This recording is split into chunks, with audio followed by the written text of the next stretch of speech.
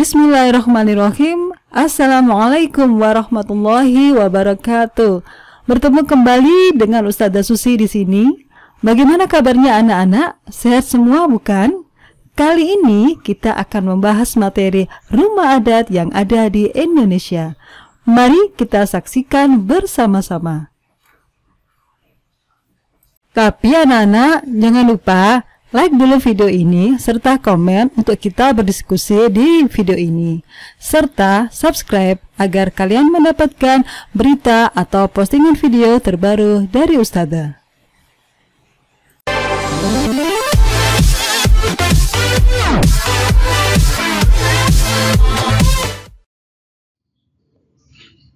Yang pertama adalah rumah Honai, berasal dari Provinsi Papua. Fakta pertama, rumah Honai berbentuk bulat kerucut, terbuat dari jerami.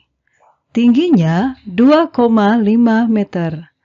Dindingnya terbuat dari kayu dengan satu pintu, tanpa jendela dan sempit, dengan tujuan untuk menahan hawa dingin dari pegunungan.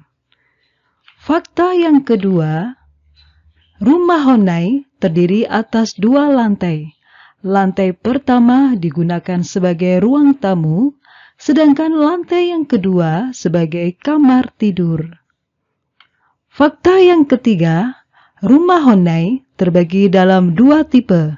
Yang pertama untuk anak laki-laki dinamakan sebagai rumah Honai, sedangkan untuk anak wanita dinamakan sebagai rumah ebei.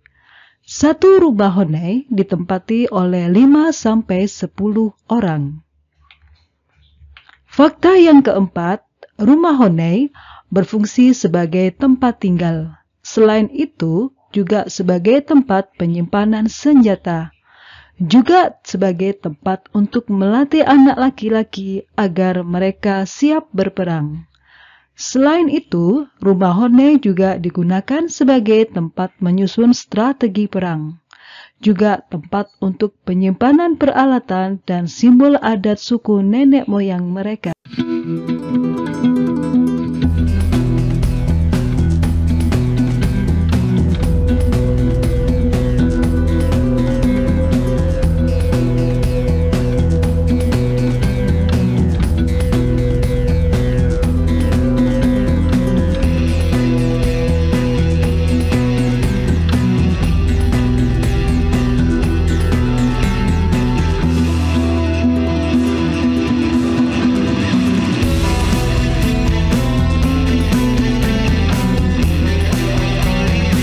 Kedua, rumah Tongkonan, berasal dari Provinsi Sulawesi Selatan.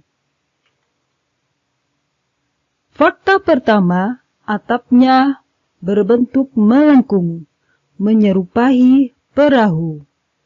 Terdiri atas susunan bambu atau zaman sekarang terbuat dari seng. Di bagian depan terdapat tanduk kerbau.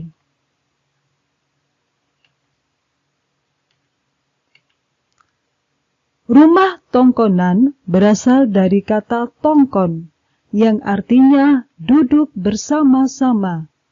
Tongkonan dibagi berdasarkan tingkatan atau peran dalam masyarakat di dalam strata sosial masyarakat Toraja.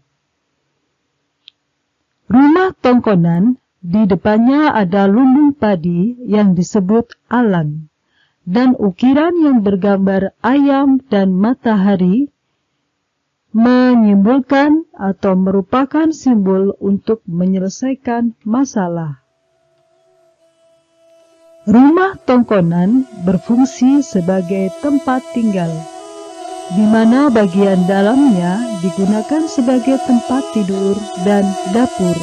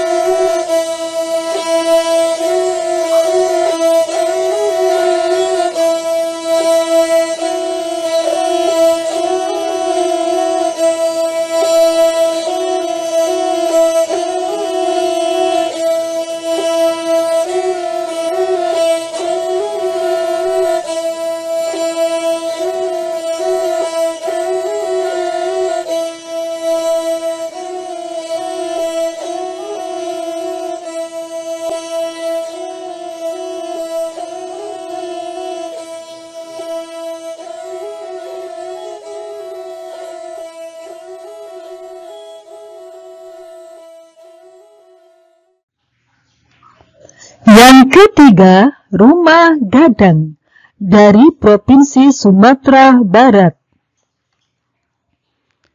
Rumah gadang memiliki puncak rumah seperti tanduk kerbau, terbuat dari ijuk, atau di zaman sekarang terbuat dari seng. Depannya ada ukiran bermotif akar, bunga, daun, dan bidang segi 4. Di tengahnya, di bagian depan, ada satu tangga. Untuk mencegah gempa, seluruh tiang rumah gadang bertumpu di atas batu datar yang kuat dan lebar. Sambungan pertemuan tiang dan kasau besar memakai pasak yang terbuat dari kayu. Fungsi rumah gadang adalah sebagai tempat tinggal, memiliki kamar yang jumlahnya bergantung dari jumlah perempuan yang tinggal di rumah gadang tersebut. Di sekitar rumah gadang ada lumbung padi yang disebut rangkiang. Ada juga raung anjung untuk tempat tinggal atau pengadaan pengantin. Di sekitar rumah gadang ada surau atau musola yang digunakan untuk beribadah satu keluarga.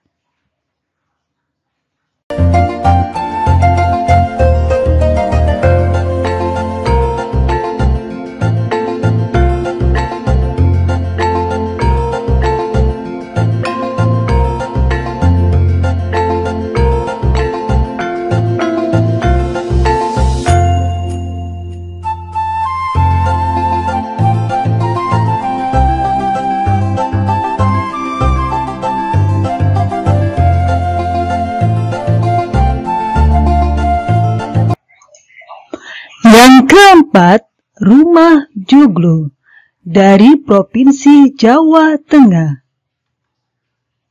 Rumah joglo terdiri atas 4 tiang utama, terbagi menjadi 2 bagian, yaitu rumah induk dan rumah tambahan. Rumah induk terdiri atas pendopo, pringgitan, emperan, omah dalem, sentong kiwa, sentong tengah, sentong tengen, gandok.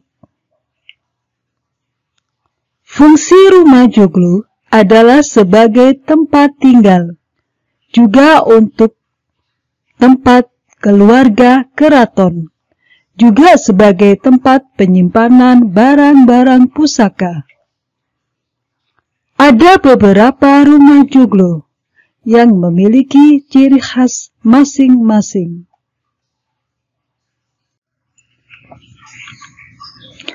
Bagian-bagian rumah joglo terdiri atas 8 bagian.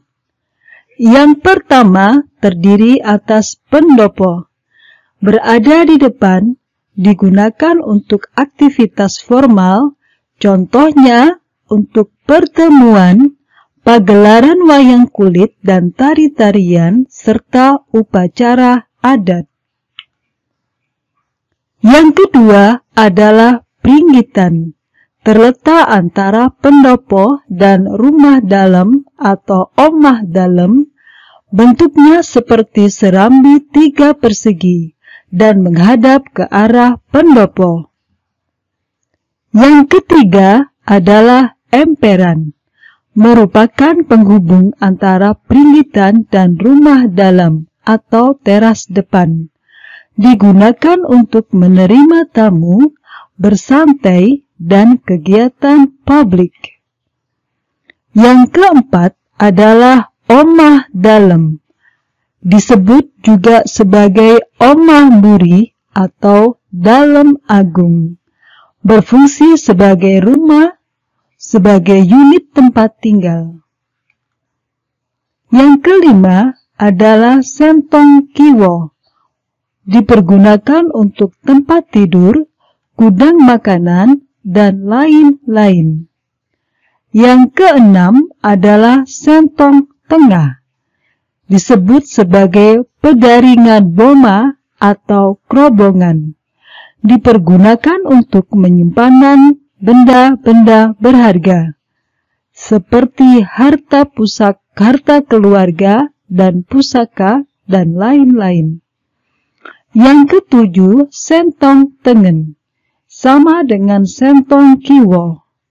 Yang terakhir adalah gandok, merupakan bangunan tambahan terletak di belakang dan samping rumah joglo.